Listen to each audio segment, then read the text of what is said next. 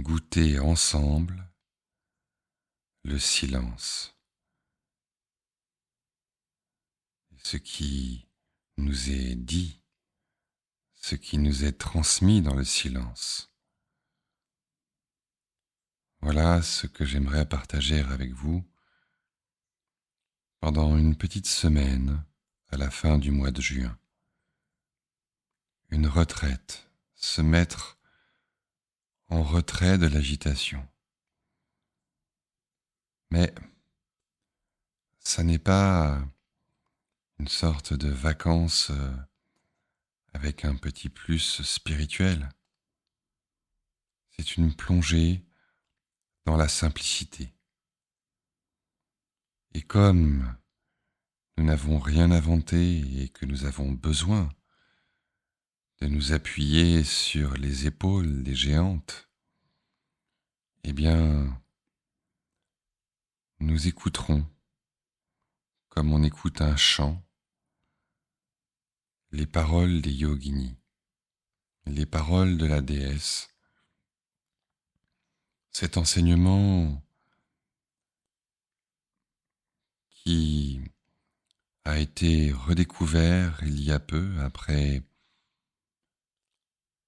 plus d'un millénaire de sommeil, qui parle, qui chante, qui célèbre l'état au-delà de l'absolu, l'état au-delà duquel il n'y a rien, l'état sans réponse, l'état qui est la réponse, dont on nous dit que c'est l'état extraordinaire, en quelque sorte un état au-delà de l'absolu, sans évolution, sans fixation non plus. Un état révélé par cette transmission, cette révélation originelle,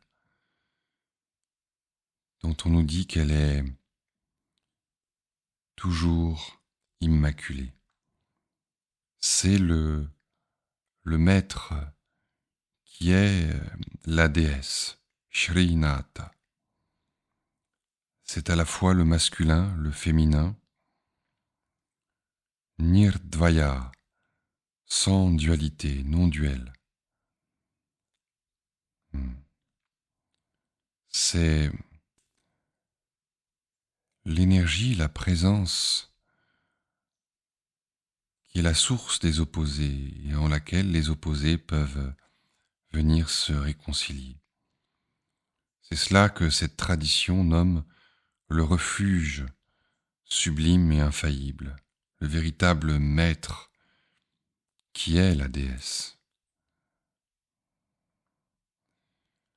Et cela advient par une pratique, oui, mais une pratique sans effort, sans impatience, car, nous dit-on encore, le mouvement du corps et ses activités adviennent comme manifestation de la conscience. Tout cela est déjà la danse de la déesse. Et ce spectacle n'attend que notre attention, notre amour. Elle est ainsi complètement libre des activités. Ces activités sont là pour célébrer et non pas pour cacher.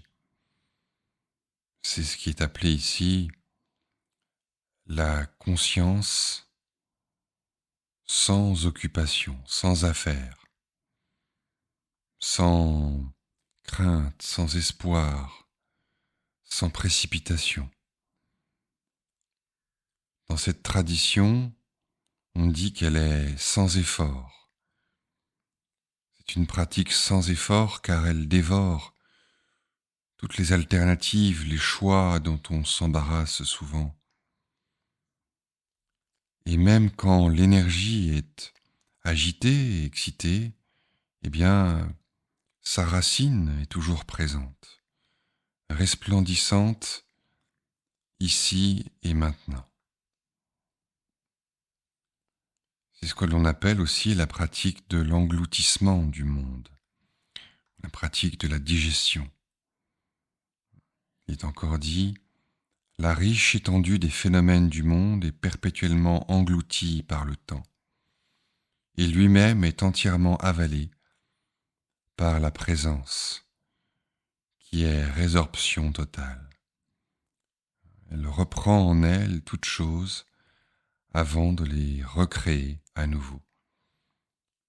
Et l'invitation est de participer à ce mouvement, à cette pulsation, à ce cycle que l'on appelle aussi le cœur de la yogini.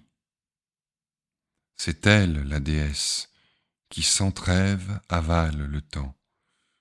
Pas besoin de faire un effort pour se débarrasser de l'agitation, car c'est la beauté de l'impermanence. Instant après instant, tout est avalé, tout est repris dans l'immensité, dans l'inconnu, dans la présence mystérieuse, insaisissable et pourtant inévitable. Et du coup, elle ne peut jamais être interrompue par le temps. Elle est toujours présente, ici et maintenant.